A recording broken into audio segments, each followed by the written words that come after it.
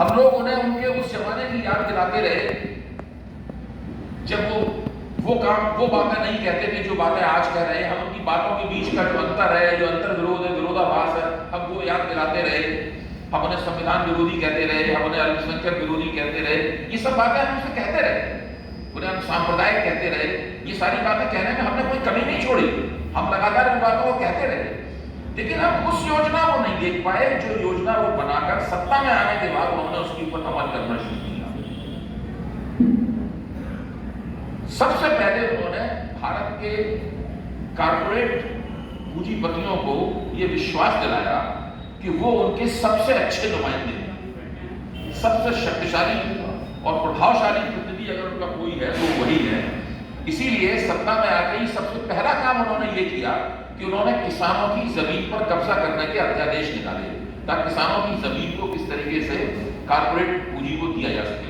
वो नहीं कर पाए ऐसा क्योंकि उनके पास राज्यसभा में उतना बहुमत नहीं था। अध्यादेश शायद 3 बार उन्होंने जारी किया, उसके बाद उन्होंने उसे वापस ले लिया।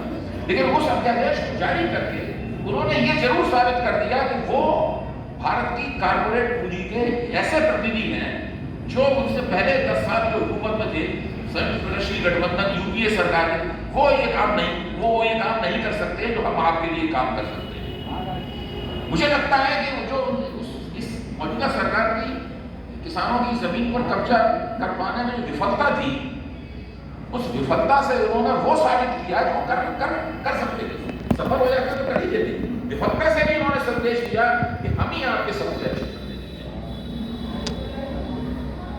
इसके बाद उन्होंने जो ऊंची जातियां थी इस देश की, मैं सवर्ण शब्द का इस्तेमाल नहीं करता हूं क्योंकि सवर्ण शब्द का इस्तेमाल गलत है। सवर्ण क्योंकि शूद्रों के पास भी एक वर्ण है, जो ओबीसी जातियां हैं, शूद्र जातियां हैं, वो भी समाजशास्त्र की दृष्टि से उनके पास भी एक वर्ण है। सिर्फ ब्राह्मणों के पास वर्ण है, राजपूतों के पास है, वैश्यों के पास वर्ण है, सिर्फ शूद्रों के शूद्र भी उस लिहाज से सवर्ण है।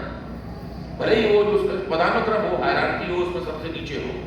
इसलिए मैं द्विज जातियां कहता हूं, ट्रांसपोर्ट द्विज जातियां कहता हूं, या मोटे तौर पर उन्हें सरलता से ऊंची जातियां कह सकते हैं। ऊंची जातियों को उन्होंने एक भरोसा दिया कि हमारी पार्टी में दलितों का भी स्वागत है, हमारी पार्टी में ओबीसी का भी स्वागत है और हमारी पार्टी में ऊंची जातियों का भी स्वागत है, लेकिन ब्राह्मणवाद विरोध की हमारे यहाँ इजाजत नहीं है। यानी द्विजवाद का विरोध करना और उसको जो सामाजिक न्याय के फिक्रे के साथ में उनकी जो आलोचना होती है, कठोर आलोचना होती है, उसकी हमारे यहाँ इजाजत नहीं है। इसको उन लोगों ने समरसता का सिद्धांत का नाम दिया, समानता का नहीं। इसको उन्होंने समरसता के सिद्धांत का नाम दिया और समरसता के सिद्धांत के जरिए उन्होंने उत्तर भारत की, मध्य भारत की, पश्चिमी भारत की, कम से कम यहां की ऊंची जातियों को यह विश्वास दिला दिया कि वो ओबीसी को भी मुख्यमंत्री बनाएंगे, दलित को भी मुख्यमंत्री बना सकते हैं, कुछ भी कर सकते हैं वो।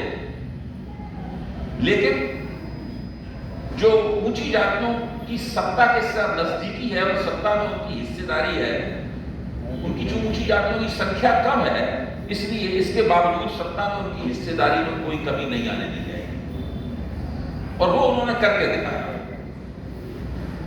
तो उनको भी उन्होंने पूरी तरीके से आश्वस्त कर दिया।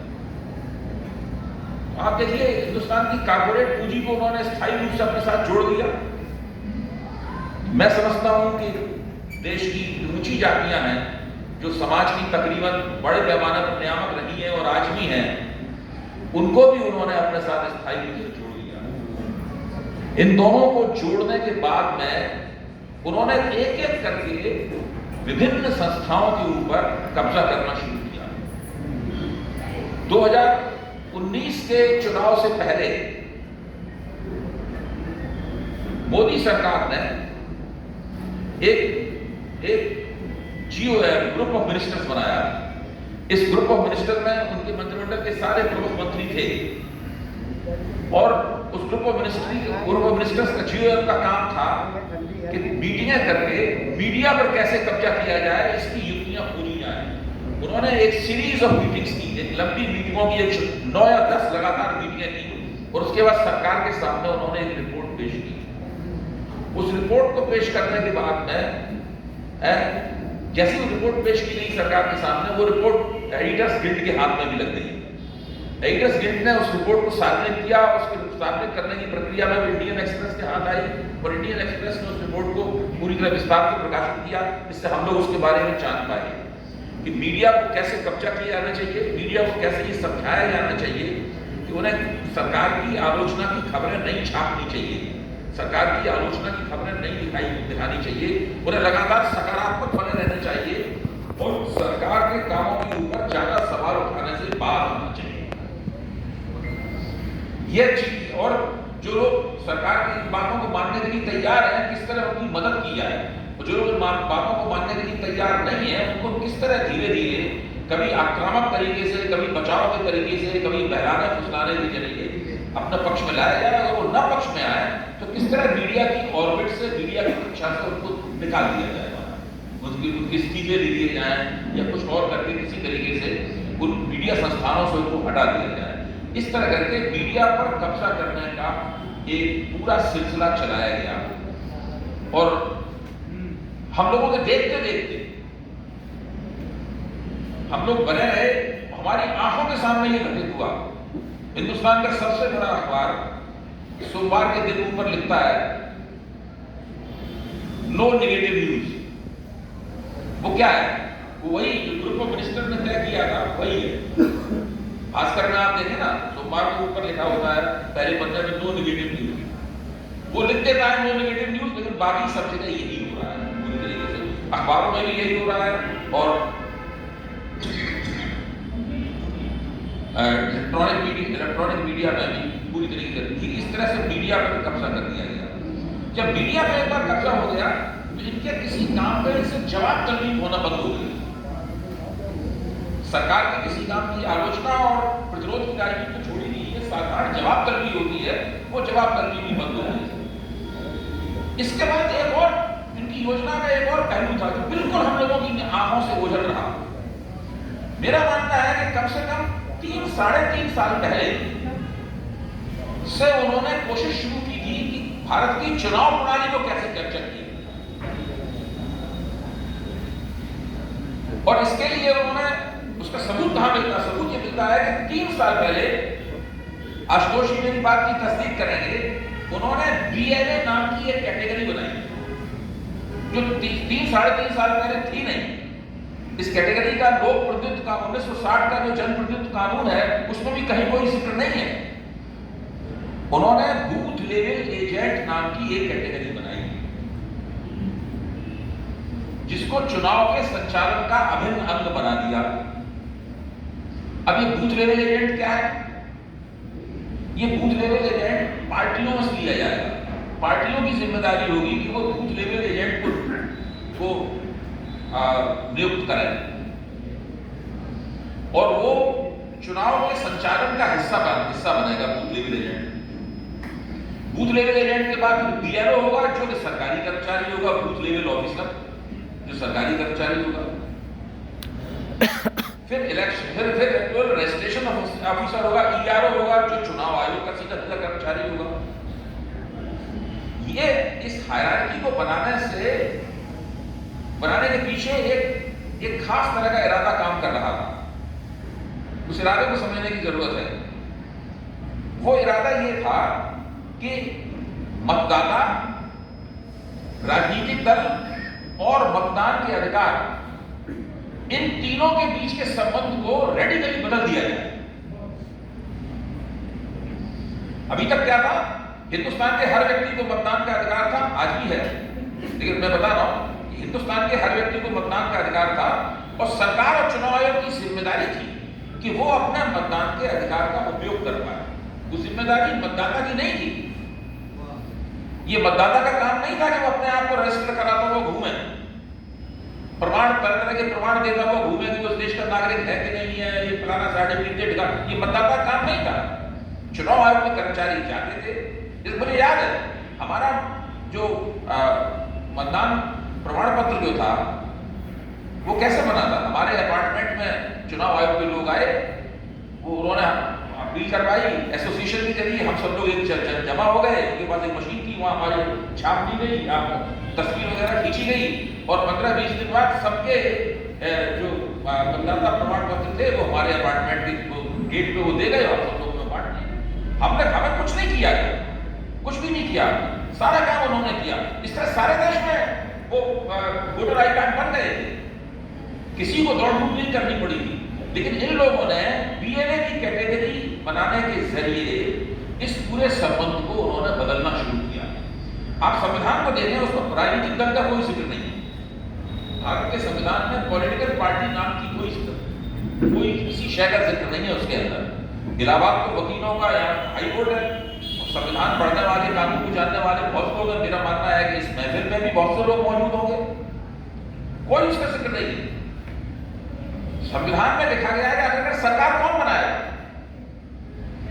संविधान में लिखा है उसके मुताबिक चुने गए जनप्रतिनिधियों का एक समूह सरकार बनाएगा। बॉडी ऑफ लेजिस्लेचर जो है ना, वो सरकार फॉर्म करेगा। कहीं नहीं लिखा हुआ है पॉलिटिकल पार्टी सरकार बनेगी। जब तक दल बदल विरोधी कानून नहीं बना था, पॉलिटिकल पार्टी का कानून की भाषा में कहीं जिक्र ही नहीं था। दल बदल विरोधी कानून से पॉलिटिकल पार्टी को एक कानूनी रूप मिलना शुरू हुआ। लेकिन जैसे ही बीएलए बना, बीएलए बनने से बीएलए को कल्पित किया गया, उसी क्षण राजनीतिक दल चुनाव प्रणाली के अंग बन गए। उससे पहले कानूनी रूप से राजनीतिक दल चुनाव प्रणाली के अंग नहीं थे। एक बार राजनीतिक दल चुनाव प्रणाली के अंग बन गए और फिर उन्होंने तय किया कि जो राज्य और चुनाव आयोग की जिम्मेदारी थी कि वोटर के लिए जो मतदान का अधिकार मुहैया कराएं, उसका वोटर आई कार्ड बनाएं, उसका नाम वो जाएगा बूथ पे, वहां उसका नाम वोटर लिस्ट में निकलना चाहिए। ये चीज बड़ी धीरे धीरे करके बदली गई।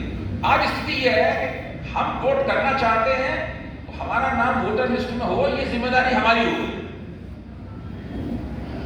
ये सब चीजें संविधान बनाने वालों ने बड़ी सोच समझ के बनाई थी। भारत में साक्षरता का स्तर बहुत कम था, पढ़े लिखे लोग बहुत कम थे। अभी आपने सीन देखा होगा, एक क्लिप देखा होगा कि बीएलओ जो है, एक मजदूर जो है ट्यूबवेल में खुदाई कर रहा है, उससे कह रहा है फॉर्म ले गए, ये फॉर्म भर दे, ये फॉर्म भर जल्दी। 2-3 बार मैं तेरे घर जा चुका हूँ, ये फॉर्म तू क्यों नहीं भरता? अब मैं नहीं आऊंगा अगली बार। तो कह रहा है कि भाई साहब मैं खुदाई कर रहा हूँ, मुझे खुदाई करनी है, तो फॉर्म कैसे भरूं? तो जिद कर रहा है, तो यंग से कहता है आप खुदाई करने लगे तो मैं फॉर्म भर दूं। और वो सीन भी बड़ा गजब है। वो अपना जूते में उसकी मिट्टी चली गई है, वो अपना जूता उतार के उसको मिट्टी भी साफ करता उससे कहता जा रहा है। तो इस देश में जहां पर 80 करोड़ लोगों को मुफ्त अनाज मिलता है, उससे वो गुजर बसर कर पा रहे हैं, 63 से 67% लोग देहातों में रहते हैं और अकुशल मजदूरों की बहुत बड़ी संख्या है, विशाल करोड़ों अकुशल मजदूर हैं। उन सब लोगों से उम्मीद करना कि वो बाकायदा अपने मतदान के अधिकार का उपयोग करने के लिए अपने आप को मतदाता बनाने की कवायद में जूझेंगे, सीधा बात है। इससे क्या हुआ, जैसे ही उन्होंने इस चीज को बदला, वैसे ही उन्हें एक बहुत बड़ा स्पेस मिल गया, एक खाली स्पेस मिल गया। उस खाली स्पेस में वो बहुत सारे नामों को डिलीट कर सकते थे, बहुत सारे नामों को खारिज कर सकते थे, मनचाहे नामों को जोड़ सकते थे। इस पूरी प्रक्रिया के लिए उन्होंने एक बहुत बड़ी गुंजाइश निकाली और इस गुंजाइश को निकालने की शुरुआत बूथ लेवल एजेंट के बनने से हुई। और बूथ लेवल एजेंट के बनने से स्पेशल इंटेंसिव रिवीजन तक, एसआईआर तक। अब एसआईआर को देखिए, एसआईआर का भारत के संविधान में, कानून में कहीं कोई जिक्र नहीं है।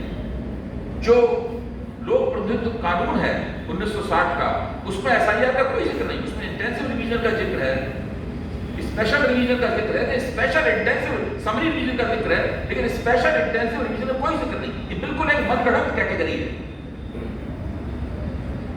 अच्छा, अब हमें बिल्कुल साफ दिखाई देता है, राम जन्मभूमि आंदोलन, राम जन्मभूमि के सवाल के ऊपर, राम मंदिर बनाने के सवाल के ऊपर जो जजमेंट आया था, उस जजमेंट से अभी तक अगर आप एसआईआर के ऊपर जो अदालत में बहस चल रही है उसके ऊपर गौर करें तो आप पाएंगे अगर चुनाव आयोग घोषित रूप से कैप्चर हो चुका है तो भारत की अदालतें अघोषित रूप से कैप्चर हो चुकी है। मैं कोई कानून का विद्यार्थी नहीं हूं। अगर आप मुझसे बहुत ज्यादा प्रमाण मांगेंगे तो मैं आपसे क्षमा मांग लूंगा कि भाई मैं ज्यादा प्रमाण नहीं दे पाऊंगा, लेकिन मोटे तौर पर मेरा जो राजनीतिक सामान्य ज्ञान है, पॉलिटिकल कॉमन सेंस है, वो कॉमन सेंस कह रही है।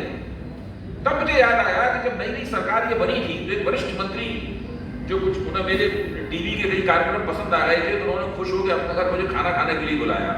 तो मैं गया, वैसे मैं मंत्रियों के पास जाता नहीं, लेकिन उन्होंने बुलाया इज्जत के साथ, मैं चला गया। तो खाना खाया, उन्होंने अपनी पत्नी से भी मिलवाया, मुझे काफी देर बातचीत की। तो उस बातचीत में उन्होंने एक जगह कहा कि जज लोग वही फैसला देते हैं जो हम लोग चाहते, कोई ये जैसा नहीं है जो हमारी मर्जी की ना फैसला दे पाए। ये बात मैं 10 साल पुरानी बात कह रहा हूँ आपसे। तो मैंने कहा नहीं, बहुत से फैसले तो आपके खिलाफ भी जाते हैं, तो नहीं वही फैसले हमारे खिलाफ जाते हैं जिनमें हमारी दिलचस्पी नहीं। ऐसा नहीं है कि हमारी दिलचस्पी हो तो कोई फैसला हमारे खिलाफ नहीं जा सकता। तो जो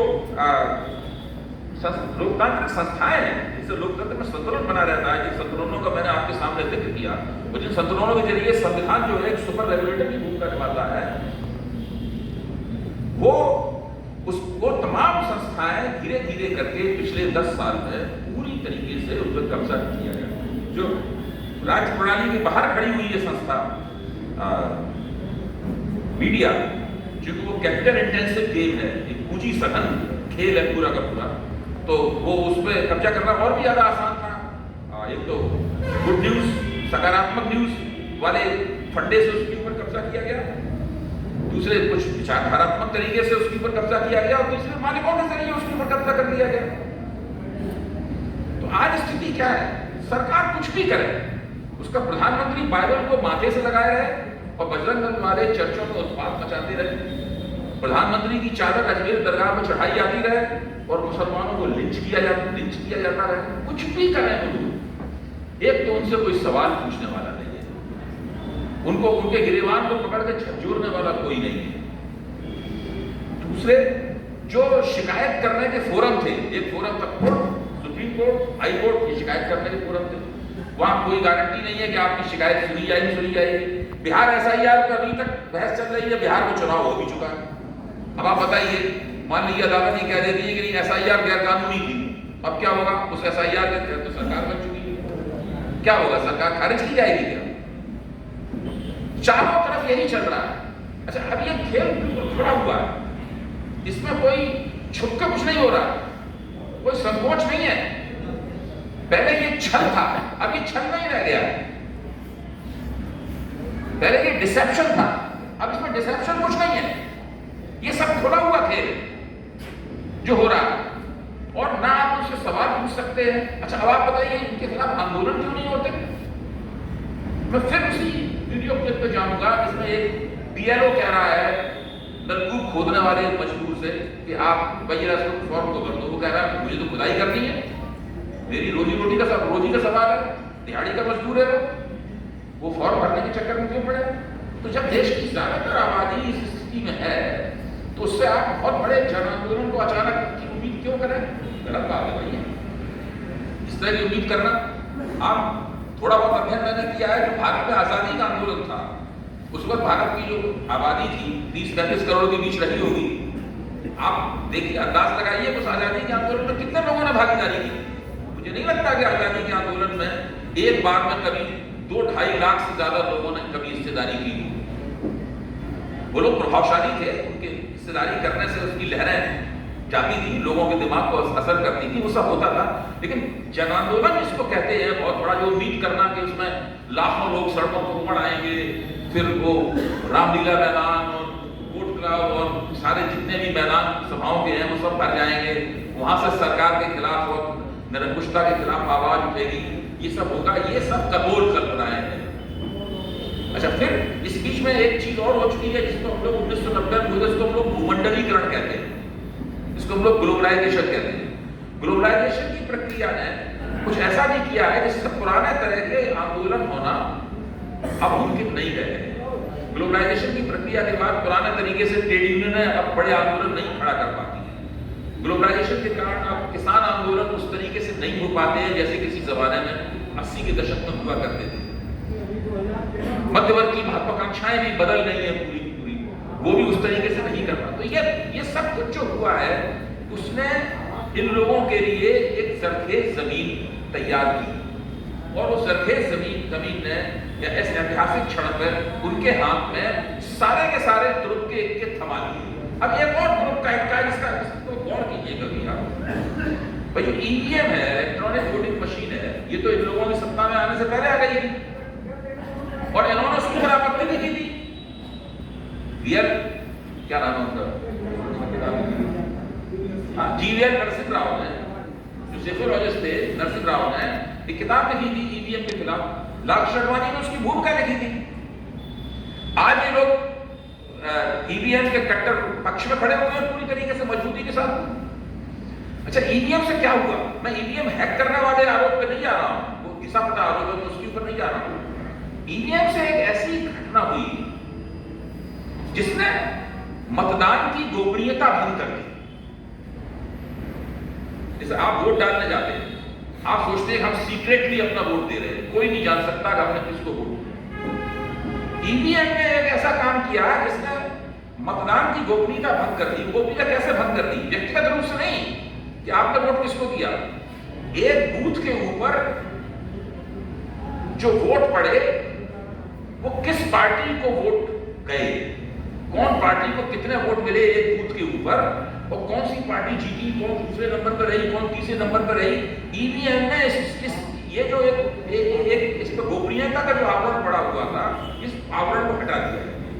वो कैसे हटाया? पहले मतगणना कैसे होती थी? मतगणना ऐसे होती थी कि सारे एक निर्वाचन क्षेत्र के जितने भी मतदान के बक्से होते थे, वोटों के बक्से होते थे, उनको एक जगह जमा कर लिया जाता था।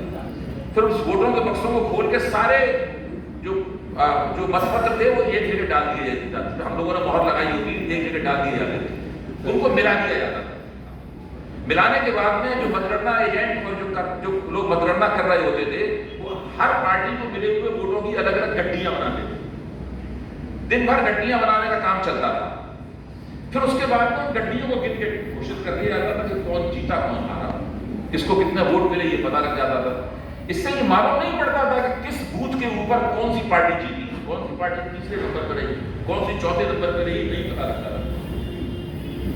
ईवीएम की प्रैक्टिस से हुआ ये कि हर बूथ के ऊपर किस पार्टी का जोर है, कौन पार्टी चुनौती दे रही है, कौन पार्टी बिल्कुल पीछे है, कौन क्या है, उस इलाके में कौन सी बिरादरी के लोग रहते हैं, कौन कौन समुदाय के लोग रहते हैं, ये पार्टियों को पहले से मालूम था।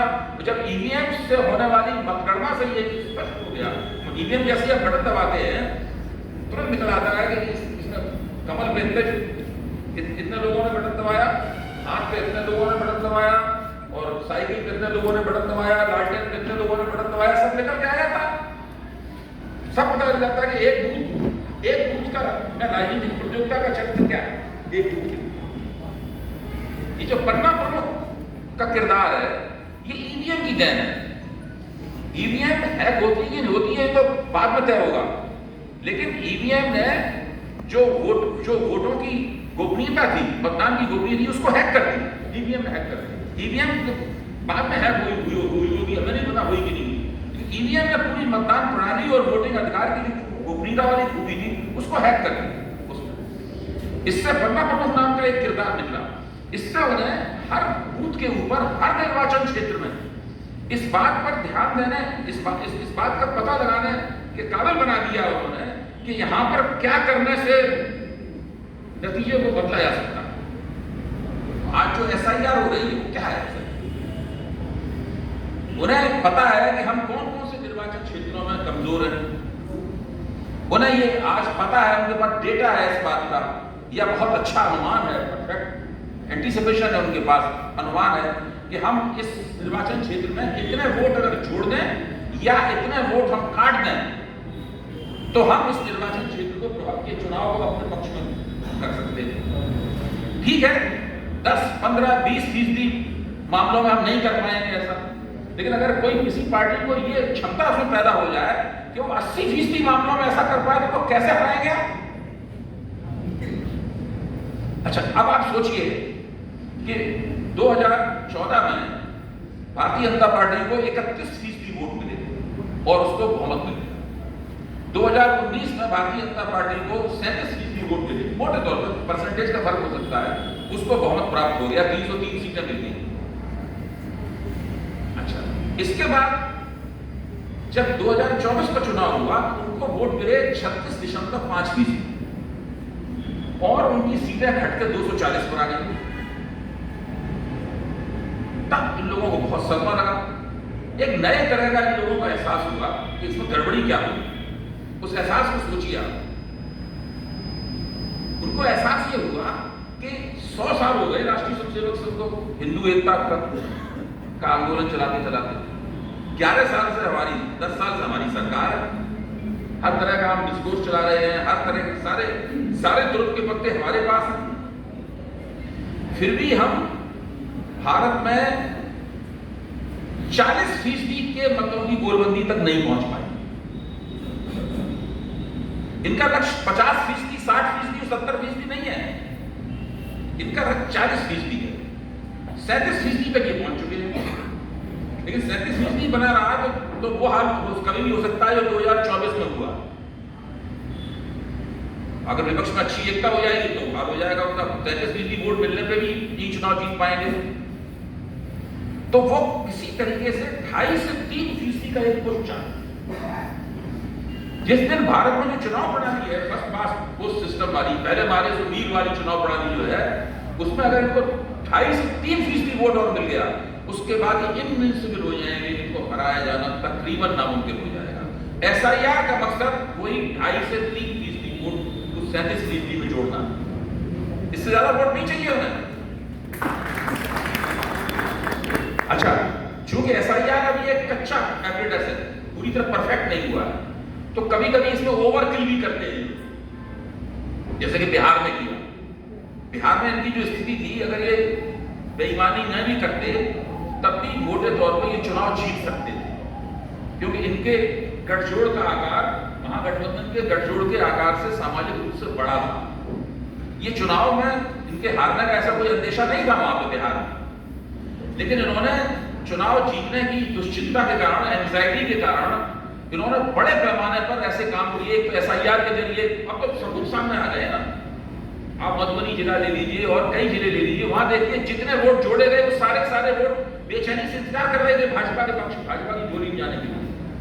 अगर एक जिले में देख लीजिए 25-30 हजार वोट जोड़े गए, उतने 1000 वोट भाजपा को ज्यादा मिले, बिल्कुल साफ। जहां वोट काटे गए हैं, वोट काटने से कैसे जीता जाए और वोट जोड़ने से कैसे जीता जाए। अब चूंकि इनको बहुत पहली बार प्रयोग कर रहे थे, पायलट प्रोजेक्ट था वहां पर एसआईआर बिहार में, तो उन्होंने फिर बाहर से ही मतलब ट्रेनें ली, उनको लोगों को भर भर के लाए, वोट डलवाए, तो उन्होंने ओवरकल कर दिया और 203 सीटें जीत ली उन्होंने, जिसकी उन्हें आवश्यकता नहीं थी।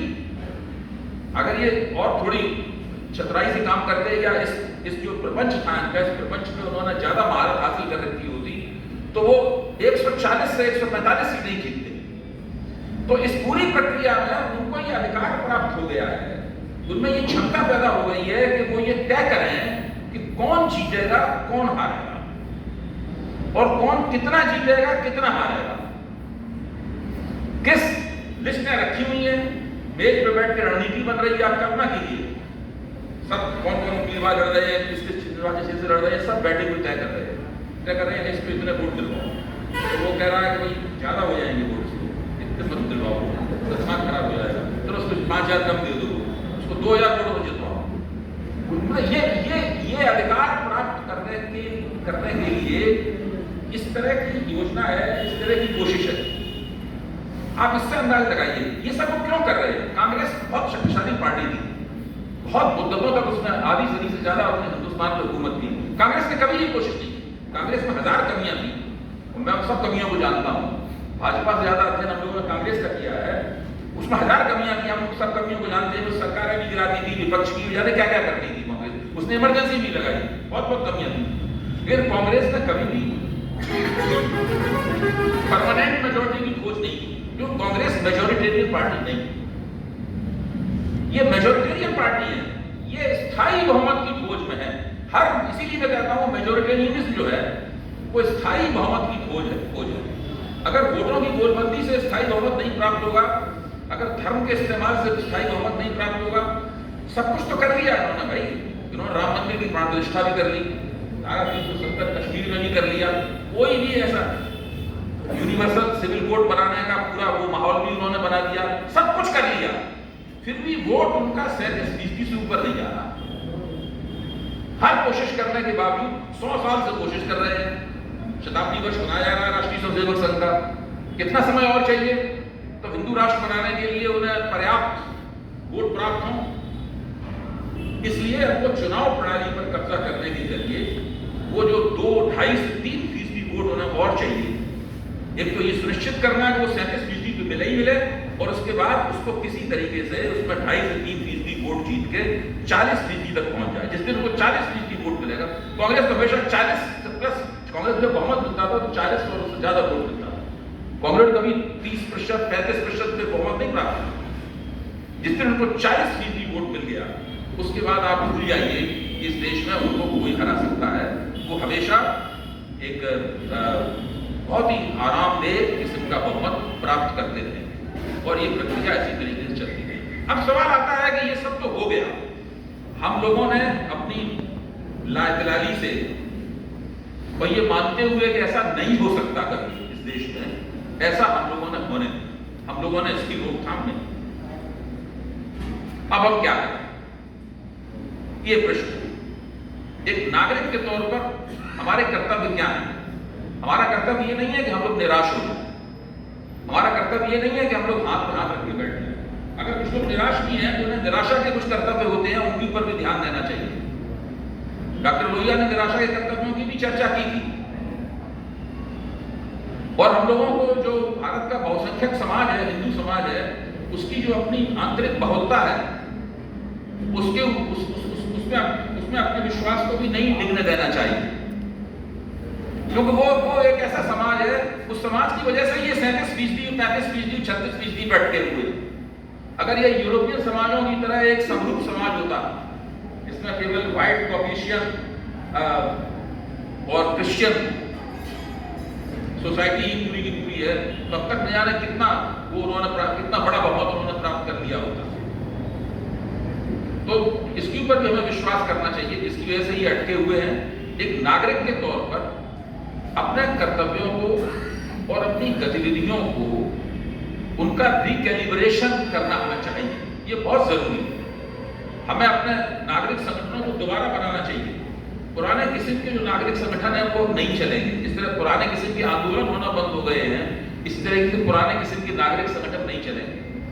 हमेशा देखिए, जो सामाजिक प्रक्रियाएं हैं और राजनीतिक प्रक्रियाएं हैं, वे अपना संशोधन स्वयं प्रस्तुत करती हैं, और अभी हमें भले वो संशोधन ना दिखाई पड़े, 2024 का चुनाव उस संशोधन की तरफ एक इशारा है। मैं इसलिए कह रहा हूं कि 2024 से पहले आपको ध्यान होगा कि भारतीय जनता पार्टी ने 3 बड़े विधानसभा चुनाव जीते थे। एक चुनाव था राजस्थान का, एक छत्तीसगढ़ का और एक मध्य प्रदेश का। और इन 3 चुनावों को जीतने पर इन लोगों को लगा था कि आपको जीतने के लिए बाकी कुछ बचा नहीं है, तो 400 पार का नारा दे दिया जाए। और हम सब लोगों को भी लग रहा था कि वास्तव में मतलब जो है वो इनके जीतने के लिए अब क्या बचा है, इनको कैसे रोका जाएगा 350 से 400 के बीच जाने में।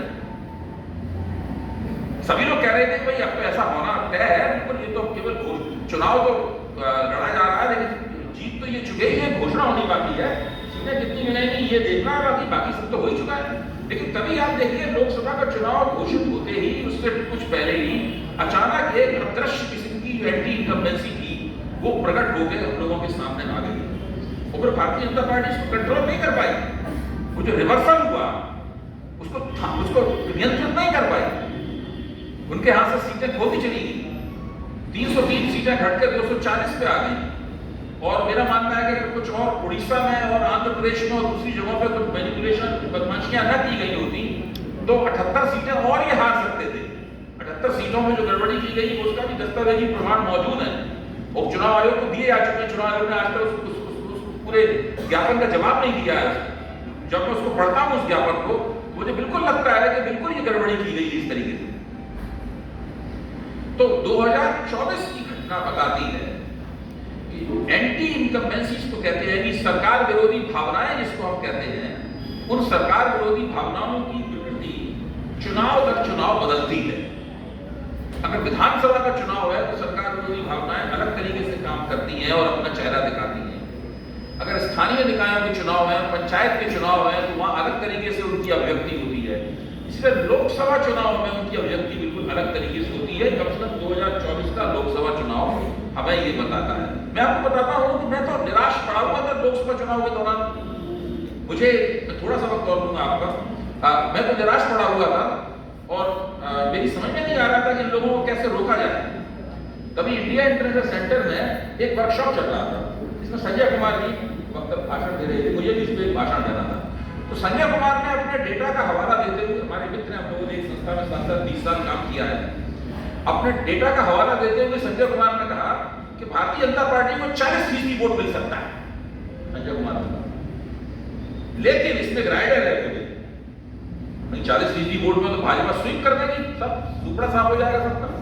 इसमें एक राइडर है, राइडर ये है कि इन 40% वोटरों में ऐसे केवल 28% वोटर ऐसे हैं जो भाजपा से खुश हैं, इसलिए